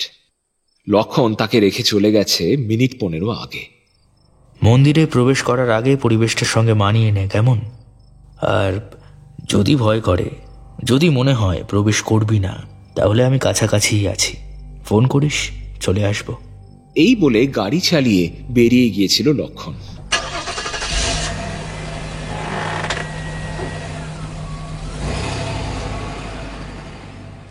বিলাস এখন একা দাঁড়িয়ে মন্দিরটার সামনে। এই সেই মন্দির, নিকারার মন্দির। এতকাল মন্দিরটাকে সে দেখেছে দূর থেকে, তাও দিনের বেলায়। রাতের পরিবেশে এত কাছ থেকে এই প্রথম সে দেখছে মন্দিরটাকে। সত্যি বলতে দিনের বেলা মন্দিরটাকে এরকম মনে হয় না, মানে এতখানিও ভয়ঙ্কর মনে হয় না। পূর্ণিমার রাত, পরিষ্কার আকাশে তারাদের সৈন্যদলকে পিছনে ফেলে পূর্ণচন্দ্র নিজের সবটুকু আলো ঢেলে দিয়েছে পৃথিবীর বুকে। চারদিক রূপলি আলোয় সিক্ত, কিন্তু মন্দিরের কাছে এসে চাঁদের সেই আলোটুকুও যেন ম্লান হয়ে গেছে। মন্দিরের ওপরটা কোনোরকম ভাবে দেখা গেলেও নিচটা যেন ধোঁয়াশা মাখা এক অন্ধকারে ঢাকা। আশেপাশের গাছপালাগুলো প্রায় কোমর পর্যন্ত ঢাকা অন্ধকার সেই কুয়াশায়। মধ্যে মধ্যে পরিত্যক্ত কিছু গাড়ির মাথা বেরিয়ে আছে। এইসব গাড়িতে করে একসময় তার মতোই বহু মানুষ মন্দিরে প্রবেশ করতে এসে আজ নিরুদ্দেশ। গ্রামে কথা চালু আছে যে মন্দিরের চারপাশে ওইসব মানুষদের আত্মা ঘুরে বেড়ায়। বিলাস যদিও এখনো পর্যন্ত অস্বাভাবিক কিছুই দেখেনি, নিজের মনে এসবই ভাবছিল বিলাস, কিন্তু ভাবনায় ছেদ পড়ল একটা ঘর ঘরে শব্দ শুনে। প্রথমটায় যেন মনে হলো যে দূরে কোথায় আকাশে বিমান উঠছে, তারপর যেন অল্প অল্প করে মাটিটাও কেঁপে উঠল। ঘড়ির দিকে তাকাতেই বিলাস দেখল কাটায় কাটায় 12টা। চোখ তুলে মন্দিরের দরজার দিকে তাকাতেই সে দেখল গুরুগম্ভীর শব্দটা মন্দিরের দরজা উন্মুক্ত হয়ে যাওয়ার। দুটো বিরাট পাথরের পাল্লা অদৃশ্য কোনো শক্তির বশে নিজে নিজেই দুদিকে সরে যাচ্ছে। বিলাস অনুভব করল তার হৃদস্পন্দনের গতি বাড়তে শুরু করেছে। ছেলেবেলায় আরব্য রজনীতে আলী বাবার গল্পের সেই গুহার দ্বারের মতোই খুলে যাচ্ছে এই মন্দিরের দরজা। মন্দিরের ভেতরে বোধহয় মশাল জ্বলছে, একটা লালচে হলুদ আভা দেখা যাচ্ছে। বিলাসের মনের ভেতর কেউ যেন বলে উঠল, তাড়াতাড়ি চলো, দরজা বেশিক্ষণ খোলা থাকবে না, তাড়াতাড়ি ঢুকে তাড়াতাড়ি বেরিয়ে আসলেই হবে। দ্রুত পা ফেলে সেদিকে এগোলো বিলাস। মন্দিরের বিরাট মুখের সামনে এসে দাঁড়াতেই দরজাটা পুরোপুরি খুলে গেল এবং চারিদিক আবারও নিস্তব্ধ হয়ে গেল। বাইরে থেকে ভেতরের পরিবেশটা আন্দাজ করা যাচ্ছে না, তবে লালচে আলোর আভাটা আরো যেন স্পষ্ট হয়েছে। কয়েক পলক দাঁড়িয়ে একটা নিঃশ্বাস ফেলে মন্দিরের ভেতর প্রবেশ করল বিলাস। মন্দিরের ভেতরে পা রাখার সাথে সাথেই ঠান্ডাটা টের পেল সে, আর তার সঙ্গে একটা গন্ধ। জলের নিচে জমে থাকা পাঁকের যেমন গন্ধ হয়, ঠিক তেমনি আষ্টে পঙ্কিল একটা গন্ধ ছড়িয়ে রয়েছে চারপাশে। এরকম ঠান্ডা আর অস্বস্তিকর বাতাসের মধ্যে বেশিক্ষণ থাকা যাবে না, সেটা ও বুঝতেই পারছিল। কিছু একটা হাতে তুলে নিয়ে বেরিয়ে যেতে হবে। কথাটা ভেবেই আশেপাশে চারিদিকটা দেখতে লাগলো। মন্দিরের দরজা এখনো খোলা। এই বেলা কিছু একটা নিয়ে পালালেই হলো, কিন্তু কি নেবে? হাতে করে নিয়ে যাওয়ার মতো তো আশেপাশে না কিছু তো নেই। পাথরের মেঝে ঝকঝকে পরিষ্কার, এদিক ওদিক অসংখ্য ফুট চারেকের লম্বা লম্বা পাথরের থাম, আর সেই সব থামের ওপর হাঁটু মুড়ে বসে থাকা কতগুলো খর্বাকৃতি প্রাণীর মূর্তি। এরাই তাহলে দ্রাভাকাশ। অল্প আলোয় এদের স্পষ্ট দেখা যাচ্ছে না বটে, কিন্তু ওদের হাতে আর পায়ে যে লম্বা লম্বা নখর আছে সেটার আভাস বেশ ভালোই পাওয়া যাচ্ছে। যাদের মূর্তি এত ভয়ঙ্কর, তারা আসলে না জানি আরো কত বেশি ভয়ঙ্কর হবে। কথাটা মনে মনে ভেবে বুক পকেটে হাত রাখল বিলাস। বাঁশিটা, হ্যাঁ বাঁশিটা আছে। লক্ষণ বলেছিল দ্রাভাকাশের দল বিরাট একটা গর্তের মধ্যে থেকে বেরিয়ে আসবে, কিন্তু তারা কখন আসবে সেটার ব্যাপারে কিন্তু কিছুই বলেনি। যাই হোক, ওই গর্তটা কোথায় আছে সেটা এখন জানতে হবে, আর চারিদিকে সতর্ক দৃষ্টি রাখতে হবে। দেওয়ালের দিকে একবার তাকালো সে। সর্পিলাকার কারুকার্য লালচে আলোয় অদ্ভুত অপার্থিব রূপ নিয়েছে। বিলাস আরো কিছুটা এগিয়ে গেল এবং যত এগোতে লাগলো ঠান্ডাটাও যেন ততই বাড়তে লাগলো। আলোটাও ততই ক্ষীণ হয়ে আসছে। দেওয়ালের কারুকার্যগুলো আগের চেয়ে যেন আরো একটু স্পষ্ট দেখাচ্ছে। তবে এই কারুকার্যের মাধ্যমে শিল্পী যে ঠিক কি বোঝাতে চেয়েছেন সেটা আর ঠাহর করা যাচ্ছে না। কেবলমাত্র অক্টোপাসের মতো অসংখ্য সুরের নকশা টের পাওয়া যাচ্ছে চারপাশে। বিলাসের হঠাৎ মনে পড়ল দুপুরে লক্ষণের বাড়িতে দেখা নিকারার সেই মূর্তিটার কথা। তার মাথা থেকেও তো এরকমই অক্টোপাসের মতো অজস্র সুর বেরিয়ে এসেছিল। কথাটা ভাবা মাত্রই বিলাস মাথার দিকে তাকালো, আর মন্দিরের সিলিং এর দিকে চোখ পড়তেই ভয়ে বুক শুকিয়ে এলো ওর। অল্প আলোতেও ও স্পষ্ট দেখল মাথার ওপর বিরাট একটা নরকরটি ঠিক ওর দিকেই চেয়ে আছে। তার দুই অক্ষিকোটরে জ্বলছে লাল আগুনের ভাঁটা, আর তার মাথা থেকে বেরিয়ে এসেছে অসংখ্য সুর। নিকারার চোখের ভাঁটার আলোতেই মন্দিরের ভেতরে সেই লাল আভা তৈরি হয়েছে। বিলাস চারদিকে তাকিয়ে আবার মন্দিরের ছাদের দিকে তাকালো। দেওয়ালের খোদাই করা সমস্ত সুর গিয়ে মিশেছে ছাদের খোদাই করা সেই করটির ভেতর। আরো ভালো করে লক্ষ্য করার পর সে বুঝল সুরের আশপাশ থেকে উঁকি মারছে অসংখ্য মাথা, মানুষের মাথা। না না না না না, ঠিক ঠিক মাথা নয়, তাদের হাত পা গুলো দেখা যাচ্ছে। অর্থাৎ অর্থাৎ নিকারার মস্তক মিশ্রিত বিরাট কেশরাশির মধ্যে জড়িয়ে আছে হাজার হাজার মানুষ। অল্প আলোয় হয়তো বিলাসের চোখটা অভ্যস্ত হয়ে গিয়েছিল, আর তাই মানুষগুলোর চোখের আর মুখের আতঙ্কের অভিব্যক্তিটাও ও স্পষ্ট দেখতে পাচ্ছিল। তাদের চোখগুলো যেন ঠিকরে বেরিয়ে আসছে। আরেকটা ব্যাপার লক্ষ্য করতেই বিলাসের বুকটা আবারও কেঁপে উঠল। নিকারার সুরের সঙ্গে জড়িয়ে থাকা সমস্ত মানুষগুলো যেন ওরই দিকে চেয়ে আছে।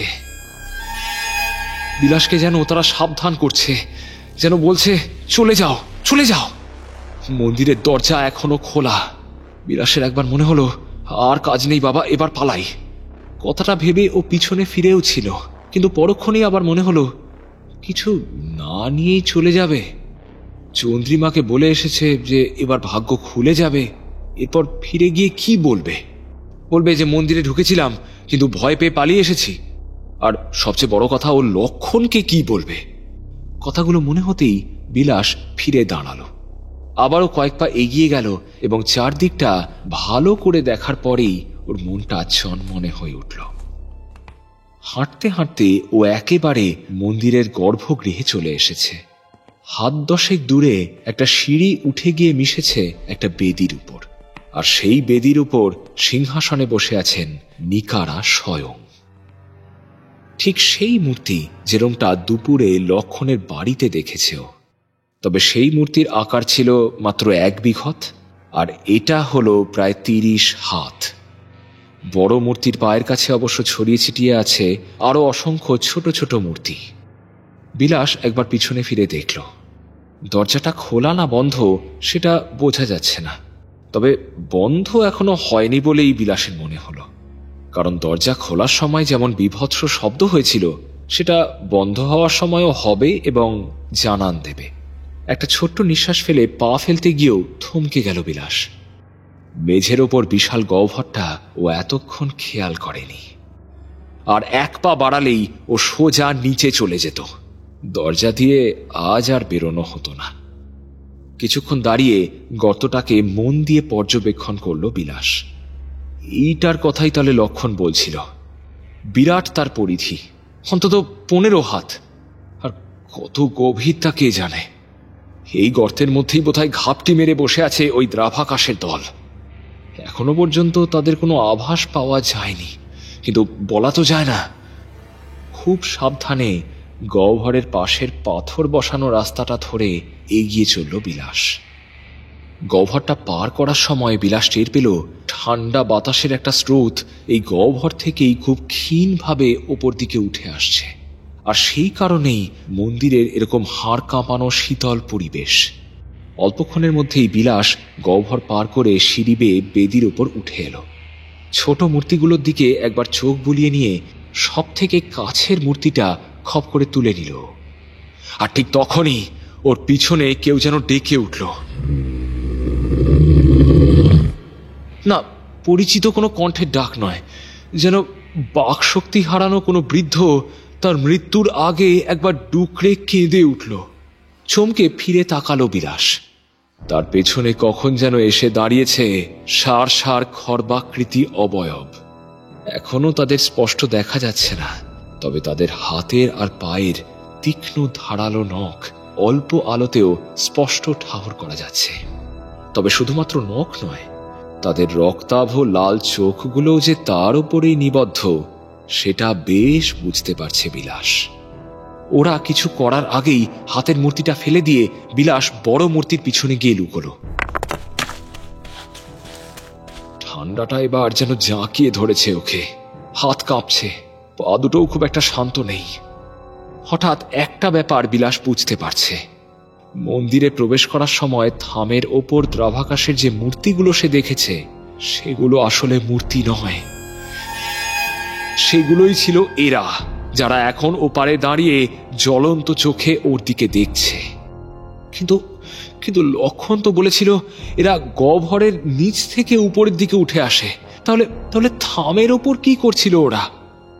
পরক্ষণেই বিলাস বুঝল, মন্দিরের দরজা খোলার সময় বা তার কিছু আগেই হয়তো এরা গর্ত থেকে বেরিয়ে থামের ওপর উঠে বসে ওর জন্যই অপেক্ষা করছিল।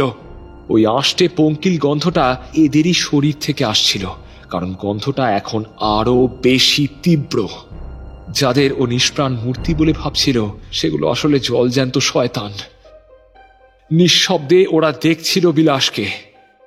এটা ভাবতেই ভয়ে যেন প্রাণটা গলার কাছে উঠে এলো ওর। কিন্তু কিন্তু কিন্তু এখন কি? ওই ওই ওরা আবার ডেকে উঠছে। সে অস্বস্তিকর গোঙানির মতো শব্দ। মূর্তির পিছনে এসে ওরা একে একে ওকে ঘিরে ফেলছে, আর বাঁচার কোনো পথ নেই। চোখে তারা আক্রমণ করতে যাবে, আর ঠিক তখনই সাপের হিসহিসানির মতো সরু অথচ তীক্ষ্ণ একটা শব্দ তুলে বেজে উঠল বিলাসের সেই ছোট্ট বাঁশি। ঠিক সময়ে পকেট থেকে অস্থি নির্মিত সেই বাঁশি বার করে তার নলের প্রান্তটায় ফুঁ দিয়ে মন্ত্রপুত শব্দের সঞ্চারণ ঘটিয়ে ফেলেছে বিলাস।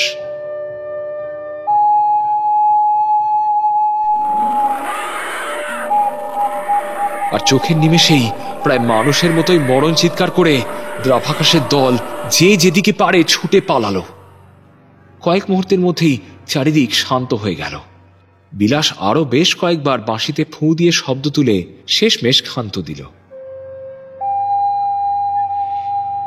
নিকারার বিরাট মূর্তিটার আড়াল থেকে উঁকি মেরে ও দেখল কোথাও কেউ নেই। খর্বাকার দানবগুলো হয়তো গহ্বরেই গিয়ে সেঁধিয়েছে। বিশ্রী সেই আষ্টে গন্ধটা আর নেই। ঠান্ডার ভাবটাও যেন অনেকটাই কেটে গেছে। বাতাসের সেই ভারী ভাবটা আর নেই। ধীর পায়ে মূর্তির আড়াল থেকে বেরিয়ে এসে সতর্কতার সাথে ছোট্ট একখানা মূর্তি আবারও তুলে নিল সে। চারিদিকে আরও একবার ভালো করে দেখে নিয়ে নিকারার বিরাট সেই মূর্তিকে প্রণাম করে বিলাস বলল, চললাম হে দেবতা, আশা করি তোমার আশীর্বাদে আমি একটা নতুন জীবন পাবো। কথাগুলো বলে বেদি থেকে নেমে এলো বিলাস। বিরাট গহ্বরের পাশ দিয়ে হেঁটে মন্দিরের মূল চত্বরটা ছেড়ে বেরিয়ে এলো সে। আরো কয়েক পা এগিয়ে যাওয়ার পরই মন্দিরের দরজা দেখা গেল। সেটা এখনো খোলা। চাপা একটা বিজয়োল্লাসে মনটা ভরে উঠল বিলাসের। ব্যাপারটা যে এত সহজে হবে সেটা ও ভাবতেই পারেনি। হ্যাঁ, দ্রাভাকাশগুলো এসে পড়ার পর ভয় তো লেগেছিল বটেই, কিন্তু ব্যাপারটা ঠান্ডা মাথাতেই ও সামলে নিয়েছে। এবার শুধু মন্দিরের বাইরে গিয়ে পা রাখতে পারলেই ব্যাস। আরে ওটা কি? লক্ষণ না? হ্যাঁ, লক্ষণের মতোই তো মনে হচ্ছে। আর সে একা আসেনি, আরো বেশ কিছু মানুষকে সঙ্গে করে নিয়ে এসেছে। বিলাস ভাবল ওর ফিরতে দেরি হচ্ছে বলে বোধহয় লক্ষণ লোকজন সঙ্গে করে নিয়ে এসেছে। কিন্তু এই লক্ষণ যেন সেই লক্ষণ নয়। মানে এই মন্দিরে আসার আগে ও যার বাড়িতে ছিল, এই লক্ষণ যেন সে নয়। এ তো সেই আগের লক্ষণ, রুগ্ন, অভুক্ত, গরিব লক্ষণ। বিলাস জোরে পা ফেলে এগোতে লাগলো। মন্দিরের দরজার সামনে এখন অনেক মানুষ এসে দাঁড়িয়েছে। এই এত লোক কোথা থেকে এলো? আর লক্ষণকেই বা এইরকম দেখাচ্ছে কেন? এইসব এইসব কি সত্যি নাকি আমার চোখের ভুল? কথাটা বলে বিলাস এগোতে যাবে, এমন সময় পিছন থেকে হিংস্র পশুর মতো একটা মৃদু গর্জন শুনে ফিরে তাকালো বিলাস। এতক্ষণ পর্যন্ত বিলাসের মনে হচ্ছিল সে সবকিছু দেখে নিয়েছে, কিন্তু এখন সে যা দেখল তাতে ওর গলা ভয়ে শুকিয়ে কাঠ হয়ে গেল। ও ঠিক পেছনেই দাঁড়িয়ে আছে যে আকৃতিতে সে বিলাসের প্রায় দ্বিগুণ। তার মাথা বলতে একটা করটি, সেই করটি থেকে বেরিয়ে এসেছে হাজার হাজার শুঁড়, আর তার দুই চোখে জ্বলন্ত আগুনের ভাঁটা। নিকারা! আতঙ্কিত কণ্ঠে নামটা একবার নেওয়ার পরেই বিলাস দেখল আদিম সেই দেবতার চোখ দুটোর আগুন যেন ঝিলিক দিয়ে উঠল। আর ঠিক তখনই নিকারার মাথার ওপর থেকে মোটা একটা শুঁড় নেমে এসে চেপে ধরল বিলাসের গলা। ধারালো করাতের মতো আঁশযুক্ত সেই শুঁড়, সেই আঁশের ধারেই বিলাসের গলা থেকে রক্ত ঝরতে লাগলো। মাথাটা মাটিতে পড়ার পরপরই বিলাস শুনতে পেল মাটি কাঁপানো ঘর ঘরে সেই শব্দ। মন্দিরের দরজা বন্ধ হয়ে যাচ্ছে।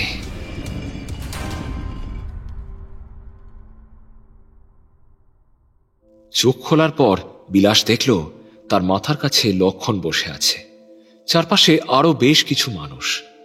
বিলাস ধরফর করে উঠে বসে বলল, আরে আরে লক্ষণ, তুই? আমি কোথায় বলতো? কথাটা বলে নিজের চারপাশে দেখার চেষ্টা করলো, কিন্তু দৃষ্টিটা এখনো কেমন যেন ঘোলাটে লাগছে। স্পষ্টভাবে কিছুই ঠাহর করা যাচ্ছে না। লক্ষণ ম্লান মুখে বলল, তুই এখনো নিকারার মন্দিরেই আছিস, আর এখানেই তোকে চিরকাল থাকতে হবে। মানে এসব কি বলছিস তুই? ঠিকই বলছি, আমিও তো এই মন্দিরেই বন্দী হয়ে আছি এত বছর ধরে। আক্ষেপের স্বরে বলল লক্ষণ। আরে ধর, ইয়ার কি করছিস নাকি? আরে তুই তুই তো আমাকে এখানে পাঠালি। লক্ষণ ম্লান হাসল, তারপর বলল, যে তোকে এখানে পাঠিয়েছে সে আমি নই রে, সে হচ্ছে ওই নিকারা। হ্যাঁ, আমি এই মন্দিরে এসেছিলাম, দ্রাভাকাশদের তাড়িয়েও দিয়েছিলাম, কিন্তু বেরিয়ে আসার সময় নিকারা পেছন থেকে আমাকে, ওই গতকাল রাতে তোকে যেমনি করে ধরলো আমাকে ওইভাবে ধরে তারপর আমার দেহ থেকে আমার আত্মাকে সরিয়ে সেই দেহে নিজের আত্মা বসিয়ে দেয়। ওইদিকে দেখ, তোর দেহটার সাথেও একই ঘটনা ঘটছে। বিলাস অবাক হয়ে তাকালো। একটু দূরেই সে দেখল মেঝের ওপর চিত হয়ে শুয়ে আছে সে নিজে, আর তার বুকের ওপর বিশাল দেহী নিকারা অদ্ভুতভাবে উবু হয়ে বসে আছে। নিকারার মাথা থেকে বেরিয়ে আসা শুঁড়গুলোর মধ্যে একটা পেঁচিয়ে আছে ওর গলা, আর একটা গিয়ে ঢুকেছে ওর মুখের ভেতর। এটা নিকারার মন্দির হলেও নিকারা আসলে এই মন্দিরে বন্দী, আর ওই দ্রাভাকাশের দল হচ্ছে মন্দিরের পাহারাদার। যারা এই মন্দিরে প্রবেশ করে দ্রাভাকাশের দল তাদের আক্রমণ করে মেরে ফেলে, কিন্তু যারা ওই বাঁশির সাহায্যে দ্রাভাকাশদের তাড়িয়ে দেয় তাদের অবস্থা আরও খারাপ হয়। তাদের তো মরতেই হয়, সেই সঙ্গে তাদের শরীরের ওপর নিকারা দখল করে নেয় এবং নিজের কিছুটা অংশ সেই হতভাগ্য মানুষটার শরীরের মাধ্যমে বাইরে মুক্ত করে দেয়। এইভাবে সে একদিন পুরোপুরি মুক্ত হয়ে যাবে, আর তখন পৃথিবীর বুকে নেমে আসবে ঘোর অন্ধকার। লক্ষণের কথাগুলো পাথরের মতো বসে শুনে যাচ্ছিল বিলাস। তারই চোখের সামনে তারই দেহের ওপর উবু হয়ে বসে অদ্ভুত এক ক্রিয়া করছে আদিম সেই দেবতা। বিলাস বলে উঠল, এটা এটা সত্যি নয়, এটা সত্যি নয়, এটা দুঃস্বপ্ন, এটা দুঃস্বপ্ন। আমারও তাই মনে হয়, কিন্তু বাইরের বাস্তবটাকে অস্বীকার করি কি করে? ওই যে আমার রূপ নিয়ে যে বাইরে রয়েছে, আমার বউ আর ছেলের কি দশা করেছে তা হয়তো তুই জানিস। একজনকে পুড়িয়ে আরেকজন পাগল হয়ে গিয়েছে, তাও ওদেরকে দিয়ে বাড়ির সমস্ত কাজ করায়। ওদের কাজের লোক বানিয়ে রেখে দিয়েছে নিজের বাড়িতে। লক্ষণের কথা শুনে বিলাস যেন আকাশ থেকে পড়ল। কোনো মতে বলল, কিন্তু বৌদিকে দেখলাম যে খাবার টেবিলে। সেটা কোনো মানুষ নয়, ওটা এই নিকারারই এক সহচরী। কথাটা বলার সঙ্গে সঙ্গেই বিলাস দেখল নিকারার অবয়ব ধীরে ধীরে মিলিয়ে গেল, আর তার নিজের দেহটা প্রায় বিদ্যুৎ বেগে উঠে দাঁড়ালো। তারপর ওর দিকে তাকিয়ে একটা তাচ্ছিল্যের হাসি ছুড়ে মন্দিরের দরজার দিকে হাঁটা দিল। গুরুগম্ভীর শব্দটা আবারও হচ্ছে। মন্দিরের দরজা খুলে যাচ্ছে। পকেট থেকে ফোন বের করে নতুন বিলাস দেখল অসংখ্য অজস্র মিসড কল এসে জমেছে, আর এর মধ্যে প্রায় 32টাই এসছে চন্দ্রিমা নামের একজনের কাছ থেকে। নম্বর মেলালো নতুন বিলাস। তার চোখে মুখে এক অদ্ভুত শয়তানি হাসি ফুটে উঠল।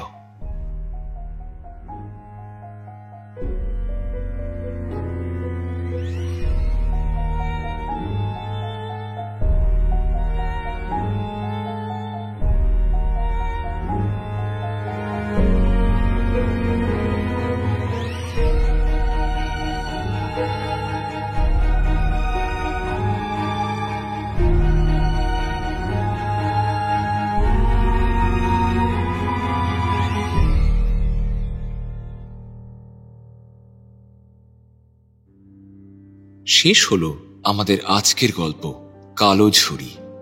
গল্প রচনায় পবিত্র ঘোষ, গল্পের পরিচালনা, প্রোডাকশন ও সাউন্ড ডিজাইন আমি শীর্ষেন্দু ভৌমিক, সহ পরিচালনা এবং সহযোগিতায় Swagata Saha Bhowmik, poster design divine comedy. গল্পের কথক এবং চন্দরের চরিত্রে আমি শীর্ষেন্দু, বিলাসের চরিত্রে শুভদীপ, লক্ষণের চরিত্রে প্রভাকর এবং চন্দ্রিমার চরিত্রে স্বাগতা। আমাদের আজকের উদ্যোগে আমরা পাশে পেয়েছি the Bong story circle audio story channel থেকে শুভদীপ নাথকে। তাকে বিশেষ ধন্যবাদ জানাই এই উদ্যোগে আমাদের পাশে থাকার জন্য। একই সঙ্গে আমরা আমাদের আন্তরিক ধন্যবাদ জানাই লেখক শ্রী পবিত্র ঘোষকে এই উদ্যোগে আমাদের পাশে থাকার জন্য। আমাদের আজকের গল্পটি আপনাদের কেমন লাগলো তা অবশ্যই আমাদের জানাতে ভুলবেন না। যদি গল্পটি আপনার ভালো লেগে থাকে তাহলে প্লিজ লাইক করুন, শেয়ার করুন, আর যদি আজ আপনি আমাদের এই চ্যানেলে প্রথমবার এসে থাকেন তাহলে প্লিজ সাবস্ক্রাইব করুন। আমরা খুব শীঘ্রই আবারও ফিরে আসব আমাদের পরবর্তী গল্প নিয়ে। ভালো থাকবেন।